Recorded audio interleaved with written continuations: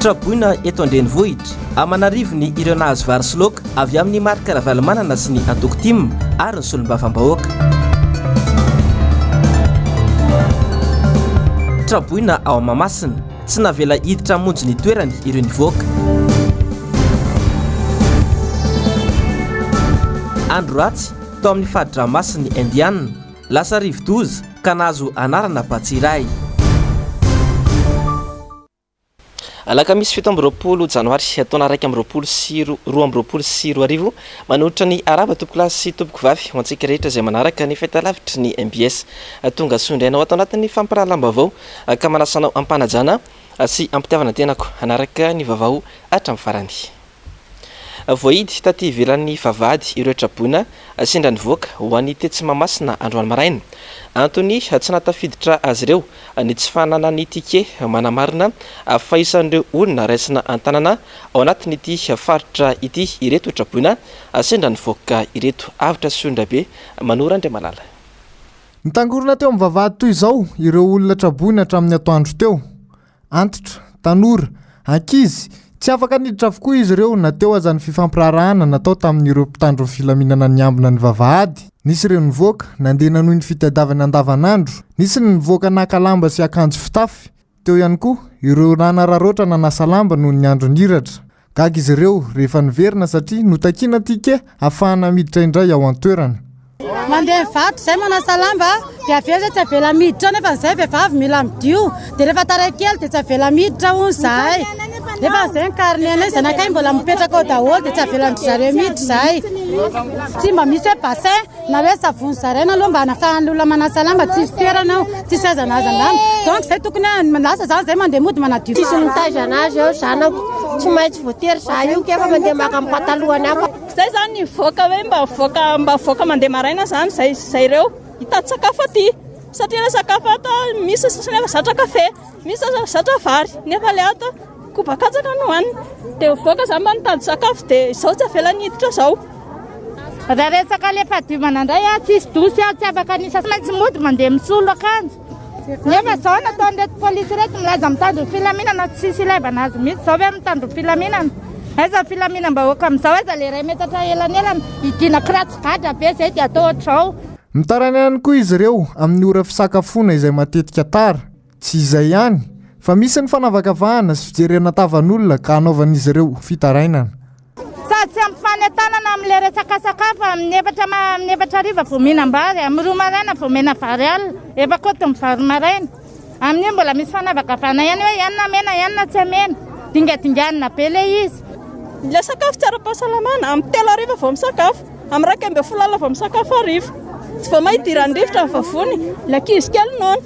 Ny sakafo amin'ny 12 alina mihinana. Le soloteny isaky ny olona dia le soloteny nefany ny olona zay miaraka aminazy ihany ny tena omeny be da be fa ny akoatr'izay kely ny vary dia vao mamangataka ianao mba hampio dia mahevava be zareo sady tonga dia tsy mahazo. Raha nitondra fanazavana ireo tompona andraikitra dia nilaza fa misy olon-kafa miditra antsokosoka ao an-toerana ka antony nandraisana ny fepetra. Mikasika ny fizarana vary kosa indray dia efa misy ny ora voatokana izarana izany ka antony mahatonga ireo menomenona ny fahatarana izy ireo any ivelany ka tsy mahatratra intsony ny fizarana. Fa ankoatr'io misy traboina 4 ny voamarina fa mitondra ny valinaretina Covid-19 ankehitriny eto Antananarivo renivohitra ka nandraisana fepetra natoka-monina avy hatrany ary manaraka fitsaboana ankehitriny. Ny fifampikasoana sy ny tsy fanajana intsony ireo fepetra sakany efa miagoragora any amin'ireo toerana misy ny traboina ireo ka mampiahiahy ny mety isiny ny fiparitahan'ny valinaretina aingana amin'ireo toerana ireo.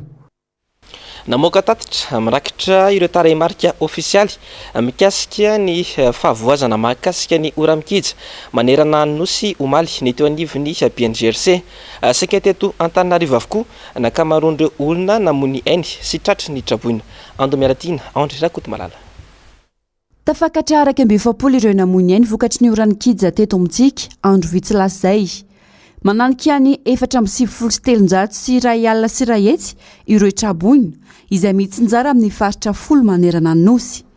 Raika amin'ny 20 sy 707 alina ireo nafindra toerana vonjomaika manerana ny Madagasikara, ary 910 ireo toeram-ponenana Simba.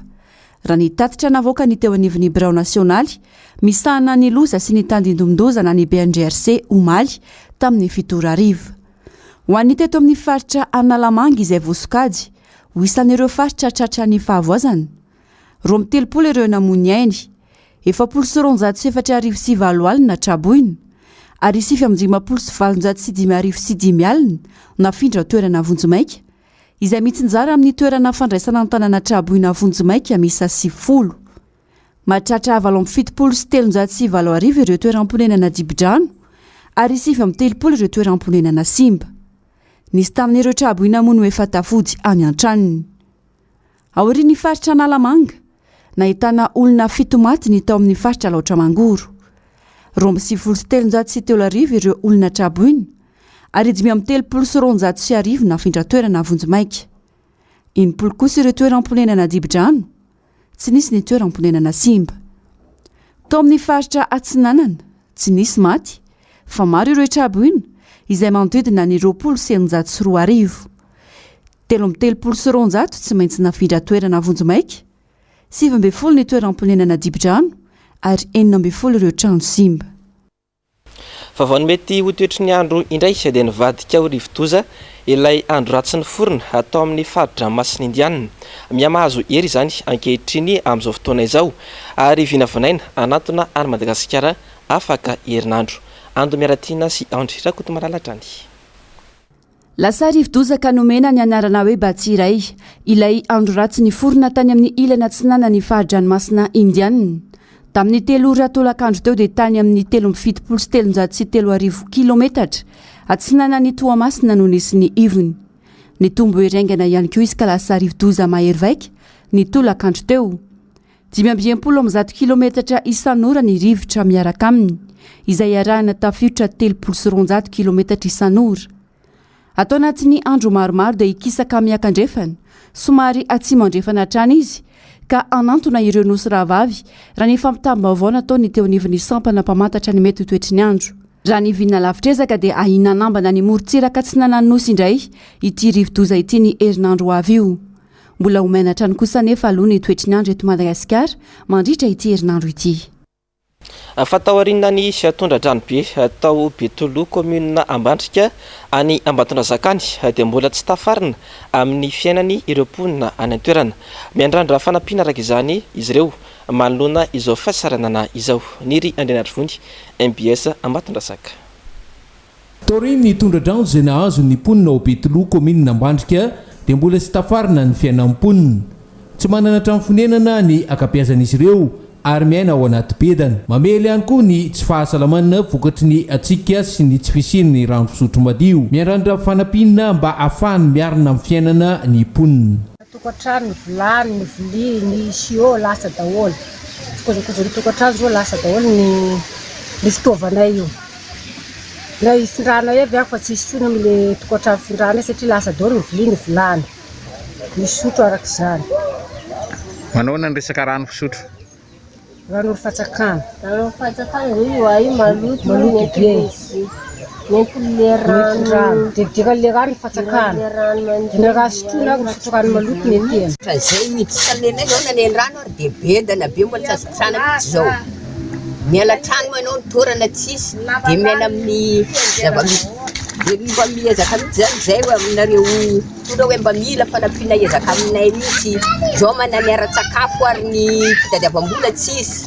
ny anina nefa ny baba tsy mety somany mba mila fanampiana fa tena tsisy trano toerana mihitsy dia miafy amina bedana anaty rano zay ao nanekizy kely ary mivalambalana ny tazy mamely miletseka dia mba mila fanampiana raha sotrona maloto tsisy rano madio mihitsy fa vao ny bedana ny rano dia maloto mba mila fanampiana zay fa tena mijaly ny trano tsisy toerana ny findrana tsisy dia miafy anatin'ny bedana sy rano fantatra fa manomboka ny volana Janoary hatramin'ny volana Martsa dia voatery miala kely ny tanàna vao afaka manadio ara-dalàna amin'ny fitafiana ny fanamboarana aingana ny fefilo ao manamotana no hitan'izy ireo fa vahaolana aingana mba hialana amin'izany dia tsika mihitsy tsy mivaky ny rano ary so zay mba manao sanandro amile any manamony tanàna sanandro miezaka foana ny vehivavy na ny lehilahy fangatana taonay tao sisy mihitsy tsy manampy raha mivaky ny rano io Eritreritra zareo amin'ny trabona zareo tsy manome fa le vakin-drano reny zany mangatana mba ho vita. Hatreto raha mifantatra dia fampanantenana no atao mpitondra fanjakana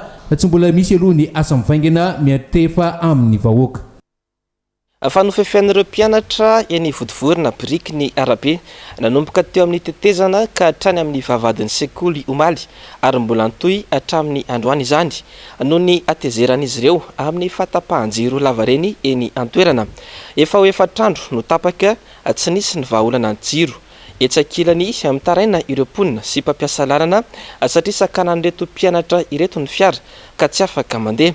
Matsiaro omjaly izy ireo noho ny fihetsiketsehana ataon'ireo mpianatra satria ny jiro ny tapaka kanefa ny arabe no sakanan'ireto farany.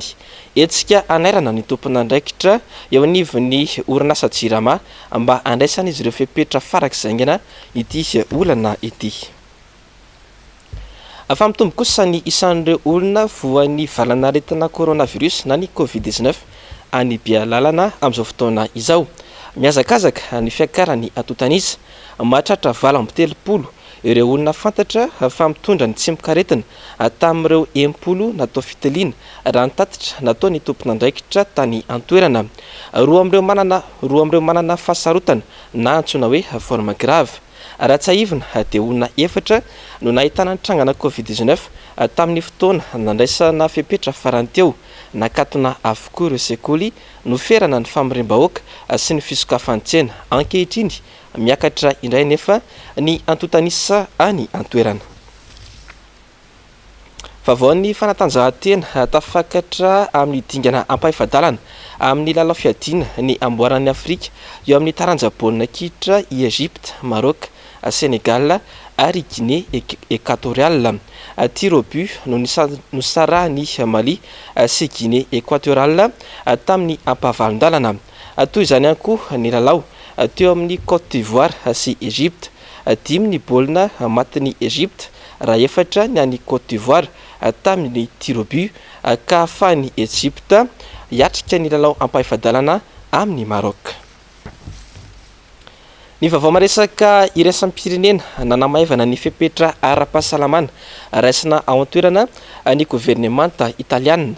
Isan'izany ny fanamorana ny fahafahan'ny olona mivezivezy ao an-toerana ka nisan'ireo afaka manao izany ny Europeana manomboka ny volana febroary ho avy izao. Tsy maintsy aseho amin'izany kosa nefa ny taratasy fanamarinana ny fahavitana vaksiny. Andomeratiana sy Andry Rakotomarala. Misokatra ho an'ny Europeana ary moramora kokoa azy ireo ny hiditra ho Italia manomboka izao. No mavay ny gouvernemanta tao an-toerana ny fepetra ara-pahasalamana. Isan'izany ny fahafahana mivezivezy manomboka ny volana febroary ho avy izao. Mitaky pirofo amin'ny taratasy fanamarinana fahavitana vaksiny. Fasitranana navaly ny fitiliana Covid-19 mihiba anefa izany. Tsy ilaina intsony ihany koa ny mihiboka raha mahafeno ireo fepetra ireo ny olona iray. Ampiafahan'ny rehetra mivezivezy sy miditra ao an-toerana ny pasy vaksinal araka ny didim-panjakana no siniavy ny ministry ny fahasalamana ao an-toerana Andriamatoa Roberto Speranza ny talata teo. Isan'ireo firenena Europeana voalohany voary nitondra faisana manoloana ny firongatry ny valanaretina Covid-19 Italia ary mbola tsy afabela tamin'ny fisiany ilay variant Omicron ny faraparany taona teo ka nandraisina ny firenena fepetra entitra ny amin'ny tsy fahafahan'ny olona tsy vita vaksiny mivezivezy eny amin'ireo toerana be olona samihafa toy ny fitaterana, trano fandraisam-bahiny, toeram-pisakafoana, fivarotana ary ireo toerana ara-kolontsaina samihafa nanomboka ny 10 janoary lasa teo saingy niova kosa izany ateo aoriana. Raha ny taremarika mahery ny 7 sy rahetsy ny tranga vaovao tao Italia omaly alarobia ary 420 maty. Efa tafakatra 3 sy rahetsy ny fitambaran'ireo olona namoiny ainy tao an-toerana hatramin'ny atombohan'ny valanaretina ny taona 2020.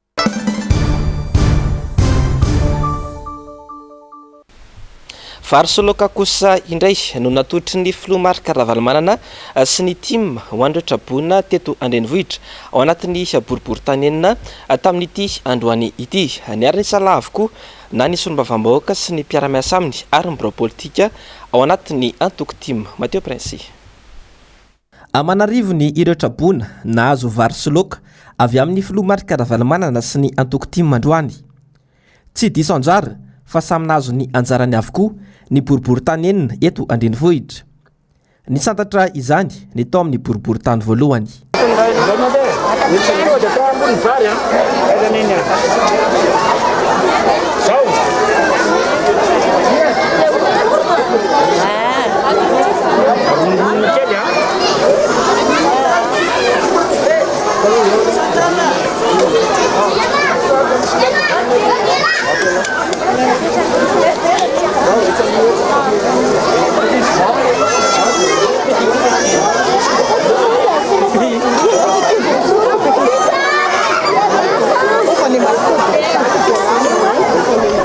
Manoloana ny zavatra nisy fiakaran'ny rano nrotsakorana ny fahasahiranana isan-karazany dia tonga eto aminareo zahay ny rano filoha marika ravalomanana mba hizara aminareo aloha ny firaisan-kina aminareo lolotra vary sy loaka aloha androany. Dia ao anatin'izay fahasahiranana izay dia izay kely ananantsika eo ny fampizarantsika tokony ho ampy antsika rehetrarehetra ao fa manentana foana aloha amin'ny firaisan-kina ho antsika rehetrarehetra zany. Androany ihany koa izay no manomboka anazy fa izana ny tohizan'ilay izy aloha ao anatin'ny fotoana maromaro vitsivitsy. Ny toy atao anatin'ny boribory-tany fahaefatra indray ny fizarana avy eo. Teto dia nanome tamin'ny anara manokana ihany koa ny solombavam-bahoaka Rambosalama Emilien ankoatra ny fanomezana avy amin'ny filoha marika ravalomanana. Isika tsy vitan'ny vava fotsiny kabary fa tonga dia miasa dia tonga dia efa iraha-malala ny fahasaranana amin'izao ary tena sahirana ny vahoaka malagasy amin'ny resaka sosialy indrindrindra ho amin'ny sakafo satria na itsika ety amin'ny faritra ivatsea dia manana le fitenenina hoe nohanina androany tadiavina rapitso ka mba tsy isin'ny apitso lava dia tonga dia nitondra ny reto izakay vary menaka voamaina tsy hoe avitanareo mandritry ny fotoana kory fa amin'izay le fihavanana malagasy zay dia mba misy atao hoe fanampiana fanalana fahasaranana ho anareo ety amin'ny fokotany mananjara sy manodidina.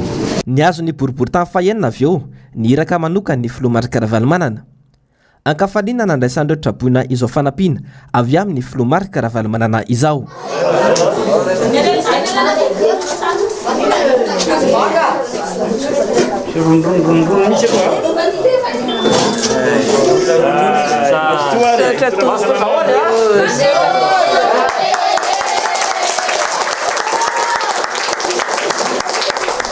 Dia tokony asan'ny fitondram-panjakana no manampy ny vahoaka amin'izao fotoana izao manana budget atokana ho an'izany ny fitondram-panjakana mihetra ny vahoaka no tokony anaovana an'izany ary misy koa ny famatsiana avy amin'ny mpamatsy vola izay ny fanjakana no tokony nanao an'izay nefa mahatsiaro tompon'andraikitra na dia mpanohitra aza ny tiako Madagasikara dia tonga trany manao izay mety mizara ny vary mizara manao izay mety rehetrarehetra na melakana ao anatin'izy misy rano hatra ety Ambohimanarina tsisy pijery ny fitondram-panjakana ny BGRC ny commune ny ministera dia noho izany rehetra zany dia be ny tsy mihinan-kanina tsy ampy sakafo dia tonga ny bureau politique ny team isorana manokana avy amin'ny ran'ny filoha ravalomanana izay mitsinjo ny vahoaka trany amin'izay ary manao rehetra izay mety anasaovana ny vahoaka zany amin'izao fotoana izao dia ankasitrahana ary izay dia mbola manao antsoavy ihany ho amin'ny malatalana rehetrarehetra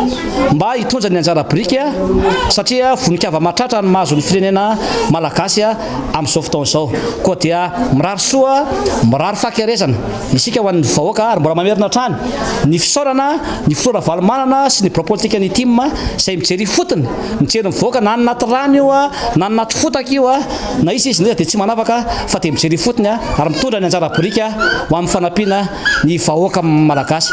Na ao anatin'izao loza miatra amanana izao aza dia tsy very fanantenana ireo trabona ao anatin'ny boribory-tany faharoa ka velom-pisaorana.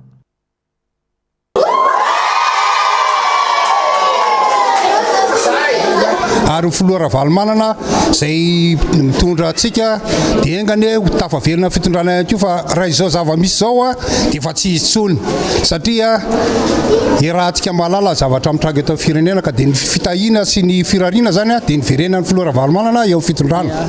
Isaoranay nareo tompoko a nafoy izao fotoana izao a ary nafoy ihany koa reto zavatra maro a zay zarainareo aminay reto sitraka eto matory tompoko ka valinay raha mahatsiaro a fa dia ataovy tongany amin'ny président Marika Valomanana fa zava-dehibe aminay eto amin'ny fokontany famille zao fahatokavanareo nahatsiaro anay izao manateny zay tompoko fa mbola isy amin'ny manaraka satria raha malala fa tena mijaly ny vahoaka nona ny vahoaka ny fandrakana zany a ohatrany tsy mahavita ny andraikiny dia misaotra anareo tompoko. Dia faly sy makasitraka zay ary misaotra be da be azy pitao any aminy fa fifaliana ao anay vahoaka madinika ny zavatra toy izao ary raha ohatra moa fitenenana hoe raha misy manome zavatra roa anao a dia kinga miteny hoe ataovy be dia be. Takan'izay koa magna amin'izao mpizaraina izao fa zay dia zanaky dada mihitsy ny aloha amin'izay dia vaika ne mba hitotoy izao fa zay zao dia tena trabona rano be ao tranona eo zao dia misaotra betsaka hono hoe miakasitraka. Misaotra betsaka anareo fa nanome mba nidianay taty ambany tanàna zany fa zay voa tratsan'ny rano ny tranonay dia tsy mbola nahazo misaotra betsaka anareo fotsiny za tsy dia mahay miresaka matsiro be raha mbola tsy nihinana raha dia tena matsiro be. Raha araka ny fantatra dia mbola hitoy any amin'ireo distrika ivelana Antananarivo renivohitra izao fanampiny ny filoha Marika Valomanana izao. Tsapa tokoa mantsy amin'izao loza miatra amin'ny vahoaka izao fa eo anilan'ny malagasy hatrany ny filoha Marika Valomanana na dia tsy eo amin'ny fitondrana azy izay manam-pirofo fa mpirahalaminala ny vahoaka malagasy sy ity filoham-pirenena teo aloha ity. Arak'izany dia mitohy hatrany ny fanampiana sy ny tolo-tanana ho an'ireo traboina ataon'ireo solombavam-bahoaka lany tamin'ny anarany Antokotim. Tena amin'ny commune Anosaty Andrefana indray no nanohizany solombavam-bahoaka voafidy atao anatin'ny distrikana Tsimondrano Alain Ratsimbazafy izany asa sosialy tamin'ity androany ity. Mialy rarombana tahirinena. Amanarivo ny rotrabona ao amin'ny commune Anosaty Andrefana vokatry ny rotsakoana Tsakato sy ny fandalovan'ny ny andro ratsy tamin'ny fiandohany ity herinandro ity. Anisan'ny toerana nandraisana azy ireo ny CEG-ny Anosato izay ahitana olona 770. Ato amin'ity toeram-pandraisana iray tsy lavitry ny bureau-ny commune ity izao ahitana trabona 770 izay avy ao amin'ny fokontany Ankenieny Ambodivona. Ankizy sy zazamambehivavy avokoa ny ankamaroan'izy ireo. Ankoatra ny fahasahiranana, ny ankiviana vokatry ny faharavam-pananana, iainan'ireo trabona ihany koa indrindra fa ny zaza sy ny ankizy ny tsy fahasalamana matetika. Nambaran'ireto trabona ireto, fefanidina tena toerana ireo tompona andraiki-panjakana, saingy mbola tsy hita taratra hatreto izay tena fanampiana avy amin'izy ireo. Sahirana zay atao tsy afaka mikarama zany ilay olona ato aminay zay zao dia ny akanjo ety akoditra zany zao toy nefa efa hatramin'izay natondranorano tsy misy anaovana mihitsy zay rehetrarehetra dia tena sahirana misy marary zao tsy misy vola hitsaboana anazy dia zay zany mba mangataka hoe mba mpanampiana hoe lamba pirakotra sakafo satria tsy misy ato aminay dia mbola angatahanay koa zany hoe mba hijerenanay amin'ilay resaka fahasalamana fa tena mijaly zany zay ety ny trano mirodana dia tokony mba jena satria tsy manamboly zay anambaranay ny tranonay intsony zany.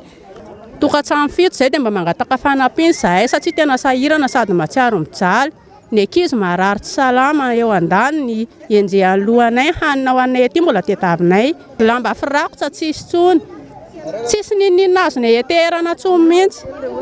Le tranonay zany tena nirodana tanteraka mihitsy ny tokantrano enina zay ny ao amin'ilay tokantrano dia tena zay zao raha vao hoe miala eto dia tena tsy mahita sitrihana mahitsiny. Tana rehetrarehetra potika daholo dia reto sisa ny akanjo anaovanay le zanako mbola misy majinika. Entana lasa ny rano daholo dia ny fambolena divitry ny rano ny vary mangazo asa tsy misy. Noho ny famaroan'ireo trabona dia manano sarotra ny fanomezana sakafo azy ireo indray miaraka. Maro amin'ireo fianakaviana no mitaraina vokatra izany saingy tsy afa manoatra noho ny tsy fananana.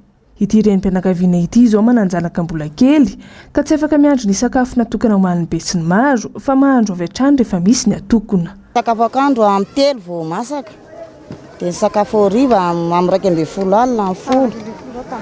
Ie dia mila mandro zany zay satria manana ankizy kely lelera ny tara tsy mahavondry anohanana le izy.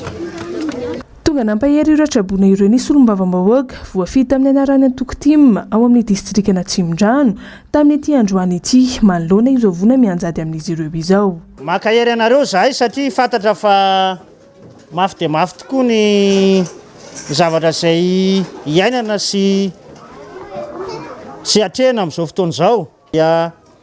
Efa misy ny fikarakarana ety anivon'ny commune. Kanefa dia ilaina foana ny fifameizan-tanana amin'ny malagasy ho endrik'izay le hoe fihavanana sy firaisan-kinantsika izay.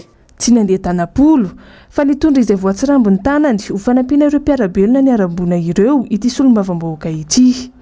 Vary izay foto-tsakafon'ny malagasy no natolony tamin'izany. Nanao antsoavo amin'ny fitondram-panjakana ihany koa ity farany ny mba handraisan'izy ireo ny andraikiny amin'ny ireto trabona ireto sy hametraka pakiady maharitra ahafahan'izy ireo manarina ny fiainany indray. Ny akamaroan'ireo olona ireo zany amin'izao fotoana izao dia misy ny rava-trano, misy ny very asa, misy ny potika ny fananany dia rariny raha mametraka an'izay le antsoina hoe fempihavanana amin'ny mahasamy malagasy zay mifakahery sy fanohana ao anatin'ny sarotra. Izay mihitsy moa zany no nenona ny feoan'ireto vahoaka ireto ahafahana mitondra ny teny eo anivon'ny mpanatanteraka amin'ireo fitarainana maro samihafa. Izay anaovako antsoavo ny mpitramana eo anivon'ny gouvernemanta sy indrindra eo anivon'ny PNGRC amin'izao fotoana izao ny amin'ny lafiny famatsiana aloha ara-tsakafo ho an'ireto vahoaka reto. Ny faharoa dia ny fijerevana ny lafiny ara-tsosialy maharitra satria tsy tafaverina ao anatin'ny fotoana fohy ny fahavoazana ka ilaina jerena zany ny amin'ny lafiny arakasa eo ihany koa ny fanarenana an'ireo foto-davitra asa simba aty anatin'izany faritra ny arambona izany. Ary ao aorianan'izay moa dia ny hoe ahoana ny ahafahana olana maharitra toy ny fametrahana toerana manokana ohatra mba handraisana ireny sanatria misy vona mitranga reny satria amin'izao fotoana izao dia vonjy-maika avokoa ny zavatra rehetra na ny trano sekoly aza dia hitantsika fa tsy maintsy najanona ny fampianarana fa nametrahana ny trabona amin'izao fotoana izao. Raha ny distrikana Tsimondrano no resahina dia anisan'ny komuna ahitana trabona betsaka indrindra ny ao Manozato, Tanjombato ary Ampitatafika izay efa nanaovana ity solombavambahoaka ity fidinana ifotony avokoa. Nambarany fa mbola hitohy hatrany ny fanampiana ireo komuna hafa izay ahitana trabona. Fanamby efa napetraka ny filohan'ny Antokotim Mark Ravalomanana hatramin'izy rahateo ny hitsinjo ny vahoaka malagasy Tsenganavaka indrindra fa ao anatin'ny fahavoazana tahaka izao. Fantanterahana androany tetsy anosy ny fifamindram-pahefana teo amin'ny filoha hitantana ny sindikany mpitsara eto Madagasikara mandritra ny 3 taona ho avy. Notsindrin'ny filoha vaovao fa tokony avela iasa ankalalahana ny fitsarana mba hanana ny fahaleovantena. Avitra Sondrabe sy Manora Andriamalala. Tsy mora velively ny fanaovana ny asan'ny sindikany mpitsara ka antony mahatonga ny rehetra mialangalana amin'ny tantanana azy hoy ny filohan'ity rafitra ity teo aloha. Sokajiana ho mpanohatra ny fitondrana trano izy ireo. Kanefa ny lalàna mahasendika mametraka fa mijanona hatreo amin'ny fanairana sy fampanenona lakiloso fotsiny ihany. Antony nampangina azy ireo ny taona lasa teo ny toedra raha nisy teto amin'ny firenena. Ny akamaroan'ny olona, ny akamaroan'ny mpiara-miasa dia mieritreritra fa olona hatono ny président syndicat. Ary izay mitarika syndicat tato maromaro ny lamba. Raha tantaran'ny syndicat iny izy. Raha vao miresaka SMM zany be ny fantenan'ny olona, be ny fanentanana ny fiarahamonina, ny fanentanana apetraka ny fiarahamonina aty amin'ny syndicat. Kanefa ny tsy fantany fa tsy manam-pahefana izy syndicat zany. Olona mpamelona lakolosotry, lanceur d'alerte, karazany organe de pression, force de pression. Mijanona teo ny azy. Teboka telo no napetraky ny filoha vaovao hitantana ity sindika ity ny amin'ny tokony ananan'ny sindikany mpitsara fahaleovantena. Eo ihany koa ny anajana ny continuité de gouvernance toy ny fifampidiniana nisy hatramin'ny 2024 kanefa vao ny ray isan-jato amin'izany ihany no nahitana valiny. Ny voalohany dia mikasika ny resaka tantan-dalàna. indrindrandrindra ao anatin'izay tanytandalana zay dia anisan'ny singy ao anatin'ny atao hoe tanytandalana ny fahaleovan-tena ny fitsarana dia tea ampatsiary indrindrandrindra eo anivon'ny fahefanam-panatanteraka voalaza na lalam-panorenana mazava ny antoka ao amin'izany fahaleovan-tena ny fitsarana zany aokare tsaratra ny fitsapatsapahana na raha manao ahoana amin'ny asa fitsarana avelao alalaka ny fitsarana anao ny asany ny faharoa ngako manana ny teny teveny ny filoha teo aloha mikasika ireo taky izay efa nataony aisamay hatramin'izao fa aokare mba hojerena ny zavatra efa tinapaka sy efa ny fanarana tamin'izany fotoana azo fiverina ho tafiditra ao anatin'ny continuité zany no fitohizany asa-panjakana ny fahatelo farany amin'ny syndicat tsotra be manana didy izahay mpitsara ho mpampianatra vahoaka tsy mpisolo vava vahoaka fa mba hanoro ka manonikeo izahay efa mampitanana ihany koa na ho an'ny fahefanam-panatanteraka na ho an'ny fahefana mpanao lalàna aokalahy mba arzahina ny tarifim-pahefana izay meny lalàna antsika nandritro fifamindram-pahefana io ihany naseho ampabe maso ireo birao mpiarady amin'ny filoha vaovao anao ny asa mandritra ny 3 taona ankoatra ireo filoha-panampy isaky ny faritra misy eto Madagasikara. Naneo ny heviny mikasika ny fomba fitantanan'ny mpitondra ankehitriny ny firenena ny ministry ny arenan-kibon-tany teo aloha Brice Randrenasolo tamin'ity androany ity naintsy izy raha nilaza fa olombitsy no misitraka ny tombontsoa azo avy amin'izany fa tsy ny malagasy rehetra. Miala iraronombana sy tahirinena. Raha ny volamena fotsiny no resahina mamokatra hatramin'ny 20 taona izany hoe 2 alina kilao isantaona i Madagasikara. Raha io vokatra io nojerena tokony hanana ho avy mamikatra i Madagasikara ary sy tokony handrenesam-pitarenana intsony mikasika ny fahantrana lalina iainana amin'izao fotoana izao ny malagasy. Tsy izany anefa no zava-misy ary tsy hita taratra amin'ny fianandra malagasy mihitsy hatreto ny fananana ireo harembe atao ny volamena sy ny vatosoa ireo. Antony dia ireo olombitsy izay mahazo avaram-patana sy akaiky ny mpitondra ihany no misitraka sy migoka ny mamentiny izany raha toka miady amin'ny fiainana sy mitrongo vahoomana ary sasatra ny mitady izay ho arapaka isan'andro ny akamaroan'ny vahoaka malagasy. Ny zava-misy tena misy eto Madagasikara ngamba raha tena tsorona ny marina dia ny hoe misy olona eto izay tsy maniry mihitsy ny ampisitraka ny ampanana antsika malagasy na dia mipetraka eo ambony arena aritsika.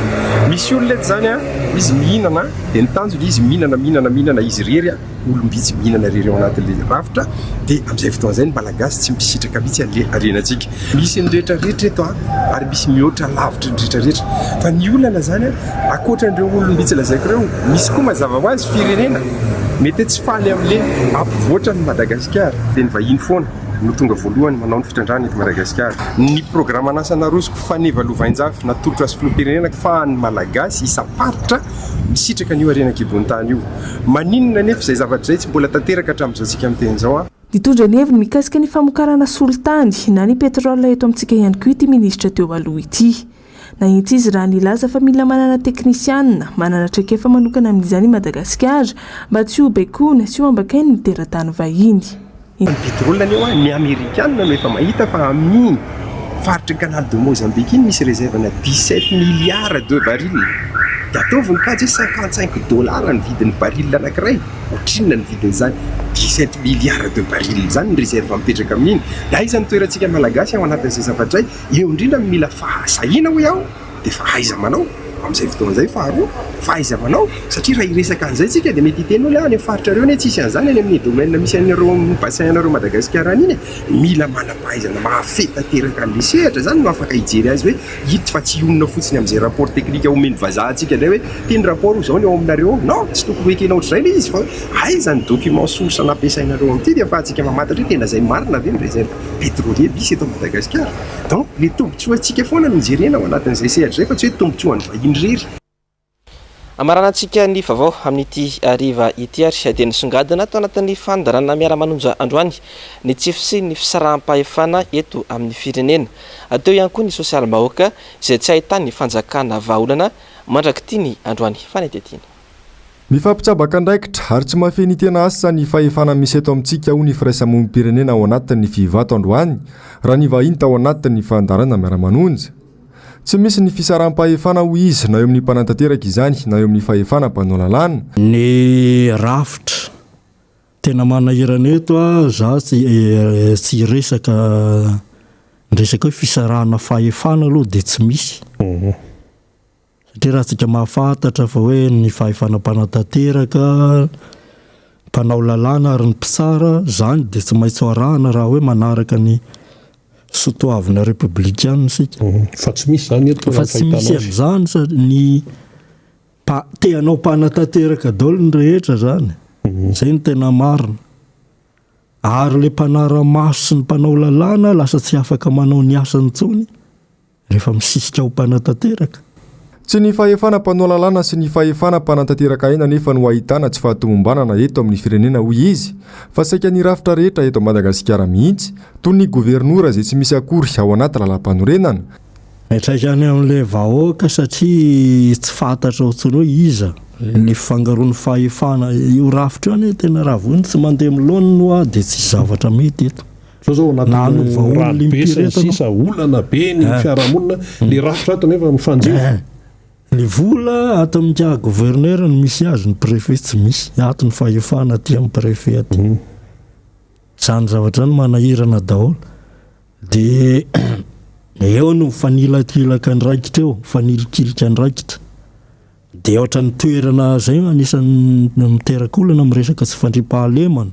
Ankoatra izay, nanamafy ny fanehoan-keviny mahakasika ny sosialim-bahoaka ihany koa androany ny solombavam-bahoaka Mamirabe Nirina. Nambarany fa tsy tahaka izao ny fiainan'ny vahoaka malagasy raha tokana injery ny laharam-pamehanatra amin'ny voalohany ny mpitondra ankehitriny. Namoaka ny stat hoe mbola tsy mahatratra 100,000 ange ny fiakaran'ny vidim-piainana dia hoy isika teto hoe tsy ny fiakaran'ny vidim-piainana nge no jerena fiakaran'ny vidim-piainana io iainana eran'izao tontolo izao io ho an'izay tsy mahafehy azy dia tsy maintsy miakatra io fa ny fampakarana ny fahafaha vidin'le vahoaka no vahaolana aingana indrindra amin'io fitadiavana vahaolana no tokony ho jerena. Zany hoe nangataka tsika tamin'izay, za mihitsy ny nangataka hoe navoaka anareo ny tarehimarika mahakasika ny fiakaran'ny vidim-piainana fa mba avoay ny tarehimarika mahakasika ny ezaka ataon'ny fitondram-panjakana amin'ny fampakarana ny fahefa-mividin'ny vahoaka, amin'ny fampakarana ny karama farany ambany araka ny efa nampanantenaina, amin'ny fampitomboana ny asa ho an'ny vahoaka sy ny sisa sy ny sisa. Raha ireny no ny mason'ny fitondram-panjakana tsy tonga tamin'izao tsika na misy an'izao voina izao azy fa efa tena ataoko hoe mifanindro be loatra, efa misesisesy be loatra ilay vona hanika ireny zavatra mitranga aiza eto ambonin'ny tany firenena azo isaina amin'ny ratsan-tanana no ahitana an'ireny hoe tonga ny mpitondra fanjakana dia gogogogo sy ranomaso no hitsenan'ny vahoaka azy. Ny fandarana Global News avy hatrany no arahinao ao amin'izao fampiraham-baovao izao. Ao amin'izay kosa ny fandarana ahona marina ary ny horonan-tsary indray ampiseho atotry ny MBS hoanao kosa dia mitondra ny lohateny hoe en cavale. Ny sampana fampiraham-baovao dia misaotra anao nanaraka ny vaovao hatrany farany ary mametraka ny veloma mandra-pitafa aminao ho amin'ny rampitso indray tompoko lahy sy tompoko vavy. Veloma tompoko.